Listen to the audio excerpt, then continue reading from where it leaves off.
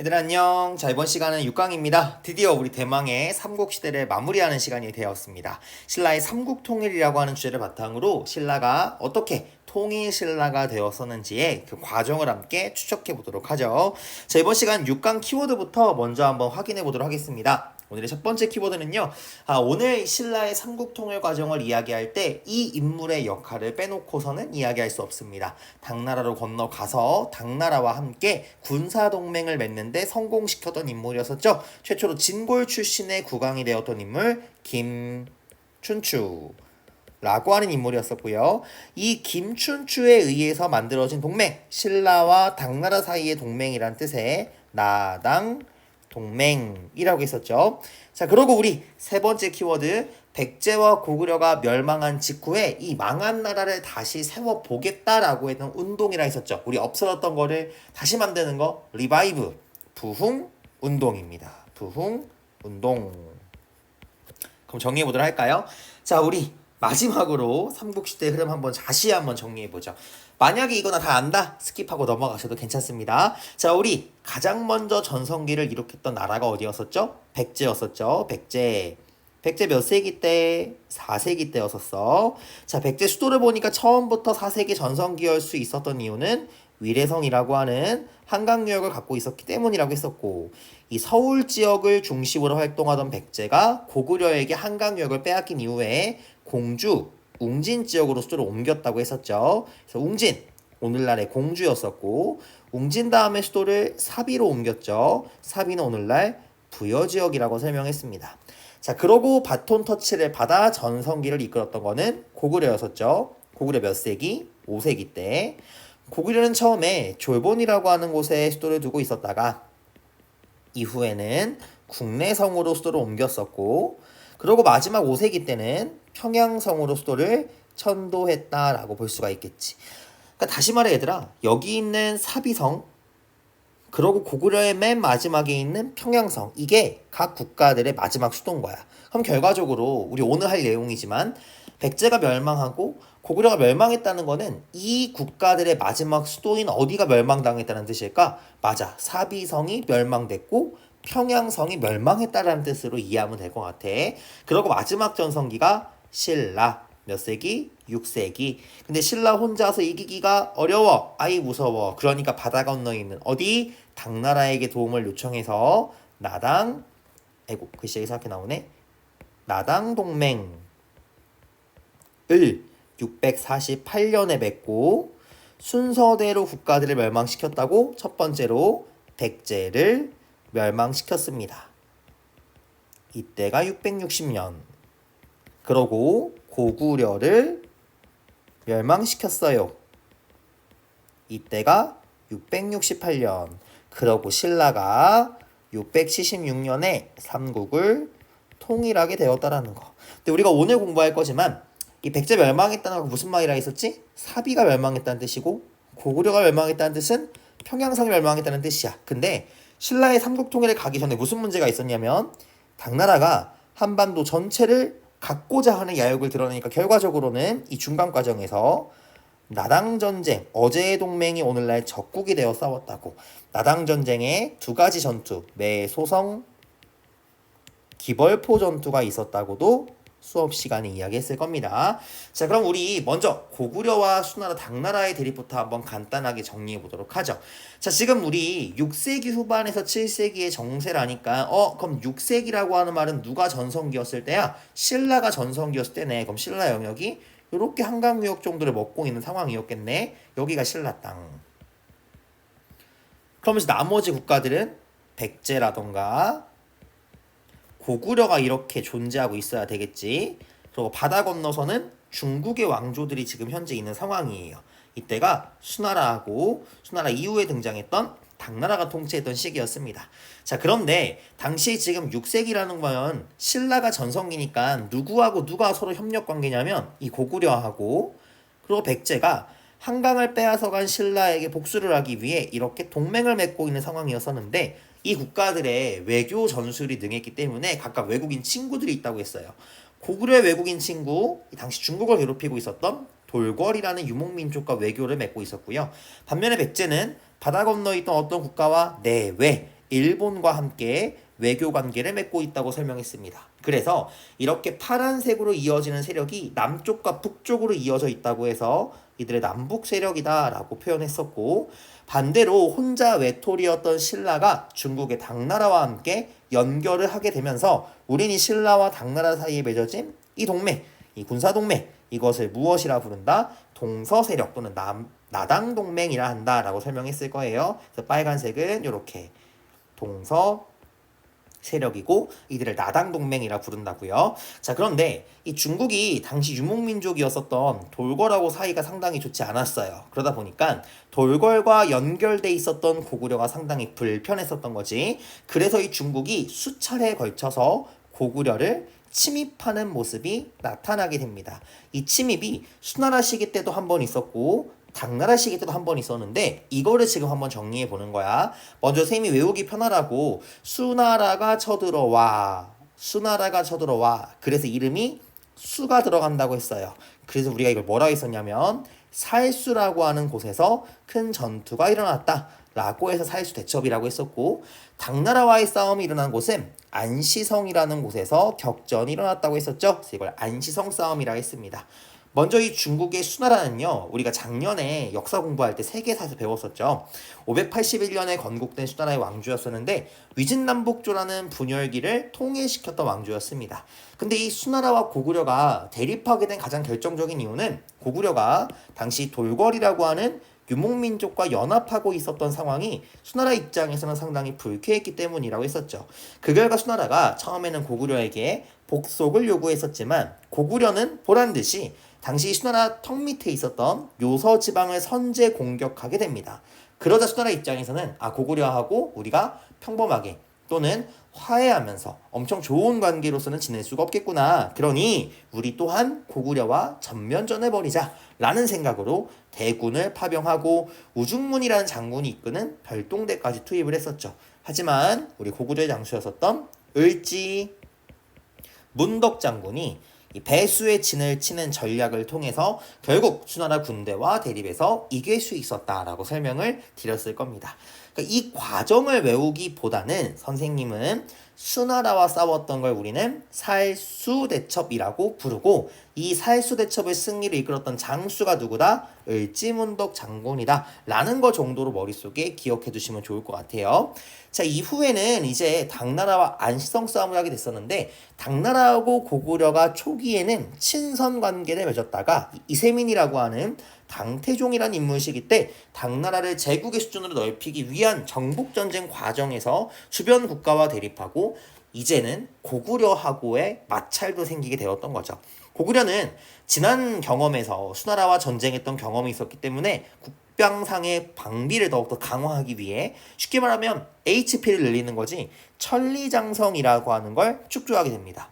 그런데 우리 형선이 같은 똑똑한 친구들이 물어봐요. 선생님, 천리장성은 고려가 3차 침입 이후에 만들었던 거 아닙니까? 그 시작은 고구려 때 만들었던 거고 고려 때도 천리장성이 존재해요. 좀 구분을 해줄 필요는 있겠죠. 근데 문제가 뭐였었냐면 이 고구려에서 이렇게 HP를 올리긴 했었지만 연개소문이라고 하는 인물이 정변을 통해서 집권을 하거든요.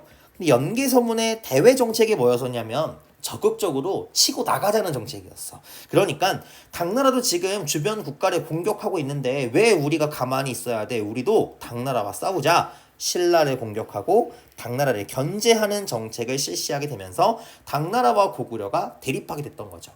백암성부터 시작해서 고구려가 처음에는 당나라와의 싸움에서 밀려요. 하지만 안시성 싸움에서 양만슌이라고 하는 장군의 활약으로 결국 고구려가 당나라의 포위를 이겨내게 되면서 당나라는 안시성 싸움에서 패배하게 되었었습니다. 결과적으로 요약을 해보자면 수나라도 지금 고구려와의 싸움에서 누가 승리한 거냐면 살수에서 고구려의 승리로 마무리가 되었던 전쟁이었었고요. 반면에 당나라와의 안시성 싸움도 이 또한 글씨가 왜 이러냐, 고구려의 승리로 끝나게 되었다라고 기억해 두시면 좋을 것 같습니다. 자, 그러면 이와 같은 상황이 끝난 이후 때의 삼국통일 과정을 볼게요. 자, 먼저 첫 번째는 신라의 위기의 상황이 놓이게 됩니다. 우리가 보통 의자왕 하면 막 삼천궁녀 이런 생각을 하는데 사실적으로는 역사적 사실과는 관련이 멀고요.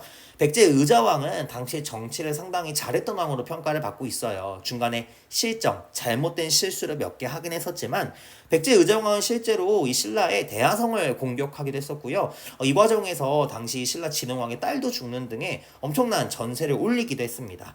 특히나 이 백제가 계속 신라를 공격해 오니까 신라는 처음에 누구에게 헬프미를 요청하냐면 당시 고구려에게 헬프미를 요청해요. 이때 고구려에 가서 협상을 했던 인물이 누구였냐면 우리 나당 동맹을 맺었던 결정적 인물 누구였죠? 김춘추입니다.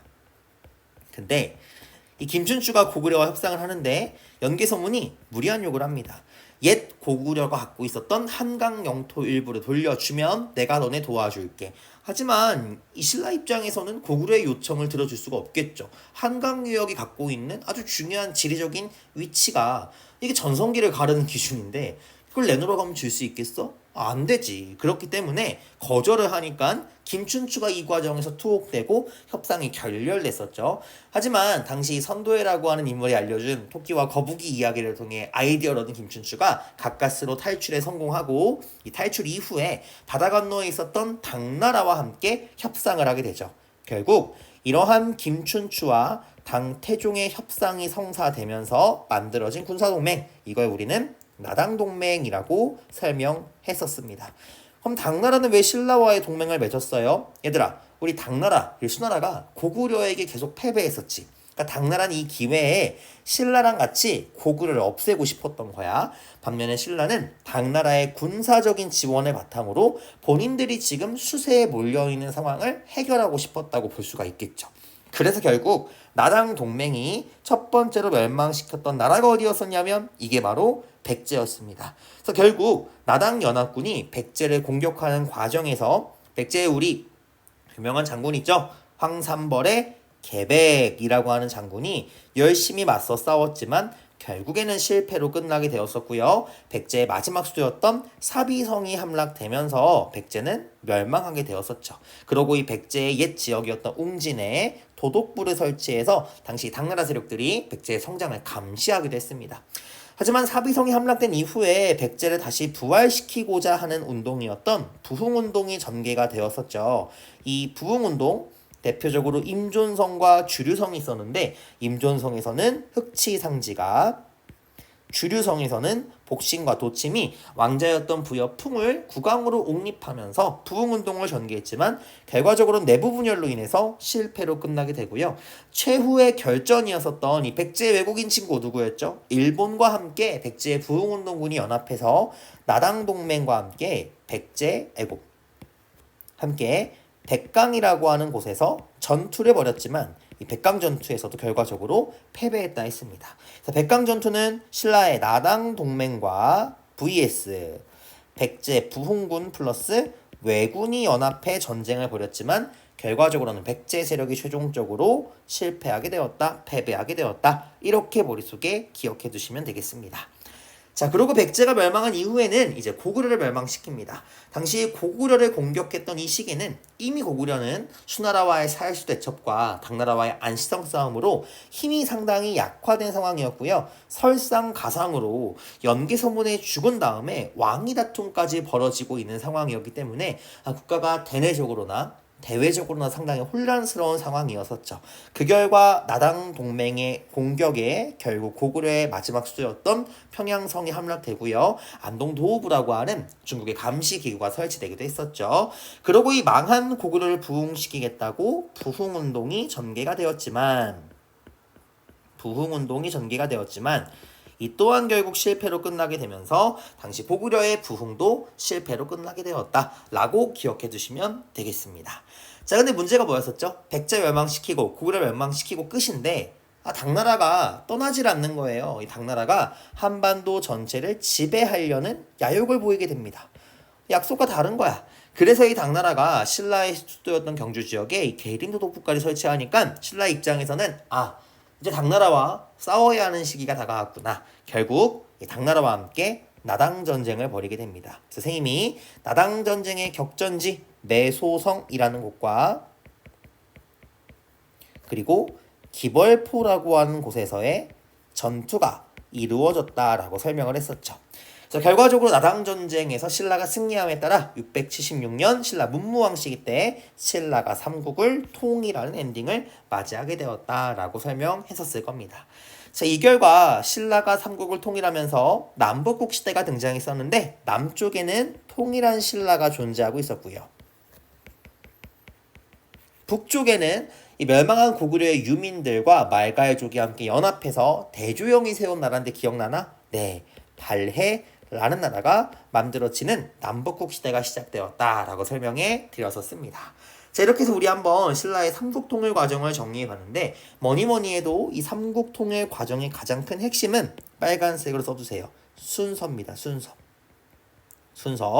요 순서를 잘 기억해 두시고 모든 순서의 출발점은 어디부터 출발한다? 나당 동맹부터 출발한다. 나당 동맹이 맺어지고 백제의 사비성이 함락되면서 백제가 멸망한 이후에 평양성이 함락되며 고구려가 멸망하고 나당 전쟁에서 매소성 기벌포 전투에 승리한 신라가 결국 삼국을 통일하게 된다라고 하는 이 순서를 잘 머릿속에 기억해 두시면 좋을 것 같아요. 자, 그럼 문제 풀고 한번 이번 강의 마무리 지어 볼게요. 1번 문제부터 보겠습니다. 자, 수는 분열되어 있던 중국을 통일했다. 맞죠? 이 분열되어 있던 중국은 위진남북조 시대를 말하는 거예요. 수나라의 위협을 느낀 백제가 돌궐과 연합했나요? 띠 백제가 아니라 고구려가 돌궐과 연합했었죠. 신라는 고구려와 백제의 공격에 맞서기 위해 중국의 도움을 요청했다. 맞지? 그래서 고구려, 돌궐, 앞글자만 쓸게. 백제 외로 이어져 있는 남북 세력과 그리고 신라와 중국으로 이어져 있는 동서 세력이 이렇게 대립했다 했었죠. 동그라미. 고구려가 멸망한 뒤 당은 고구려의 계림도독부가 아니라 안동도호부를 설치한 거니까 틀린 말이 되겠네요. 계림도독부는 신라에 설치한 거죠. 2번. 고구려와 당의 관계. 건국 초기부터 대립한 건 아니었고요. 건국 초기에는 친선하는 관계였죠. 고구려는 안시성 싸움의 당군의 승리를 했고요. 당 태종 때 친선 관계를 맺고자 한 게 아니라 당 태종 때부터 대립 관계에 들어갔던 거죠. 천리장성을 쌓아 당에 침입 대비한 거 맞습니다. 니은 리을 4번 골라주시면 되겠습니다. 3번 문제 보겠습니다. 다음에 설명한 인물 고구려에서 정변을 일으켜서 보장왕을 세우고 대망리지라는 시기에 올라가게 됐어요. 이건 우리 배우진 않았지. 근데 신라를 공격하고 당을 견제하자라는 정책을 취했었어. 이거 누구야 얘들아? 고구려에서 정변으로 권력을 장악한 인물 연개소문이죠. 1번의 건모잠, 고연무 이 두 인물은 고구려 부흥운동과 관련돼 있는 인물들이고요. 흑치상제는 백제부흥운동, 그리고 을지문덕은 살수대첩에 활약했던 인물이니까 3번이라 고르시면 되겠죠. 4번입니다. 다음은 신라의 삼국통일 과정이 있던 건데요. 순서대로 나열해보래요. 선생님이 가장 먼저 와야 되는 건 뭐라고? 나당동맹 1번 라부터 와야지. 그러고 얘들아 백제가 무너지는 과정이 있었고 고구려가 멸망하고 매소성 기벌포 나당전쟁이 일어나야 하는 거니까 순서를 나열해보면 라, 가, 나, 다 요렇게 여러분들 나열하시면 되겠습니다. 5번 문제 볼까요? 가국가에 대한 설명. 자, 5번에 별표 쳐놓고 요거 여러분들이 풀어서 맞출 수 있으면 정말 실력이 이제 훌륭해진 거예요. 가국가에 대한 설명인데 계로왕이 북위에 사신을 보내 표, 문서를 보냈대. 이거 우리 배웠을까 안 배웠을까? 배웠어. 우리 복습 열심히 한 호빈이, 형준이 대답할 수 있지? 자, 4세기 때 계로왕 공부하면서 봐봐. 북위에 국서를 보내서 누구 자격시켰다고 했지? 이 내용이 지금 문제로 나온 거야 얘들아. 잠깐 내려가 볼게.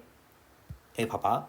밑에 우리와 가는 모두 부여에서 나왔대. 엥? 그러면 지금 부여에 대한 계승의식이 있는 거지. 근데 우리 백제라고 하는 나라가 어떻게 만들어졌는지를 잘 생각해보면 이것도 우리 앞에서 배웠다 얘들아. 또 안 배웠다고 하면 안 돼. 여기 봐봐. 부여와 고구려의 유이민들이 백제를 만들었다 배웠지. 그니까 백투더 베이직이야. 이 기본이 중요해 얘들아. 이 기본을 갖고 이 문제를 바라보면 다 풀려요. 그러고 보니까 그래? 부여에 있던 사람들이 고구려로 건너왔고 이 고구려에 있는 사람들이 백제를 만들었구나. 그럼 가는 고구려구나. 근데 만약 이거를 몰랐어도 오른쪽 봐봐. 자, 그들의 선조인 쇠. 고국 원왕. 이거 고구려 왕이네. 그치? 그리고 이에 우리 선조께서 평양성을 공격하여 쇠를 죽였대. 아, 그럼 여기서 말하는 우리의 선조? 평양성 공격하여 고구 원왕을 죽였다고 하니까 이 백제의 선조 누구예요? 근초고왕 말하는 거지. 그리고 지금 가의 연, 장수원 이거 어디 왕이에요? 고구려 왕이네. 아하. 그래서 지금 계로왕이 북위에 뭐라고 있냐면 너에게 도움을 받아야 우리가 고구려를 이길 수가 있어. 이렇게 도움을 요청하고 있는 거네. 그럼 가국간 지금 어디야? 고구려. 그럼 1, 2, 3, 4, 5번에서 고구려를 골라보라는 소리야. 얘들아 아무튼 가야를 멸망시킨 건 신라라고 했지. 이거 신라 버풍왕. 3번에 수의 침략. 아 이거 고구려. 그 다음에 1번 대가야 정복. 아 이것도 신라. 이건 진흥왕. 수도를 사비로 천도했다. 백제의 성왕. 5번 관산성 전투에 패배한 것 또한 백제의 성왕. 다 했네. 그러니까 정답 몇 번? 3번. 이거 얘들아 수능 문제였어. 할 수 있겠니? 어려워? 자, 6번 문제 볼게요. 마지막이에요. 고구려가 안시성에 승리를 했는데요. 백강전투에서 패배했고요. 고구려 멸망했대. 그럼 결과적으로 지금 이 가는 뭐가 들어가느냐면 백강전투가 생임이 나당동맹하고 백제 부흥군하고 그리고 외가 연합해 싸운 거라 했지더라. 그럼 결과적으로 지금 가는 뭐가 나와야 돼? 우선은 백제가 멸망했다는 것도 나와야 되고 백제가 멸망하려면 나당동맹도 맺어줘야 하는 거 아니야? 요런 내용들이 나오면 지금 가에 들어갈 내용이 맞겠네. 그럼 몇 번이 정답일 수밖에 없어? 4번이 정답이죠. 우선은 대조영이 바레를 건국했다. 이거는 여러분들 698년이에요. 연도는 몰라도 괜찮아요. 미천왕 시기가 이건 7세기 말이고 미천왕 낙랑군 이거 4세기 때, 진흥왕 6세기 때, 광개토대왕 4세기 때 왕이라 했잖아. 그니까 정답은 아하 4번 김춘추 이렇게 고를 수 있어야 한다는 거죠. 영도로 접근했을 때 이게 668년이고 이건 663년이고 그러니까 여기는 지금 몇 세기? 아무튼 7세기 때 내용이 들어가야 한다는 거야. 나당동맹 648년이잖아. 그러니까 답은 4번이지. 698년이 발해 건국은 고구려 멸망 훨씬 이후에 있는 일이니까 1번은 안 되겠네. 이렇게 찾을 수도 있는데 연도를 외울 수 없으니까 이렇게 삼국통일 과정이라는 키워드를 토대로 삼국통일 이루어지려면 나당동맹이 이루어지고 이 과정에 백제가 멸망했으니까 요게 어디 있을까? 이렇게 찾아보는 게 문제풀기 좋다라는 뜻이에요. 네, 이렇게 우리 신라와 관련된 삼국통일 과정의 내용도 모두 해결했습니다. 드디어 이 삼국시대를 마무리 지어봤고요. 다음 시간은 7강입니다. 여러분들 남북국시대 기억나십니까? 통일신라 시대 때 신문왕, 해공왕의 암살, 발해가 어떻게 건국됐고 이러한 특징들 다음 시간에 정리해보도록 할게요. 이번 시간 너무 고생 많으셨고요. 복습 잘하시고 다음 강의에서 만나요. 제발 바이바이.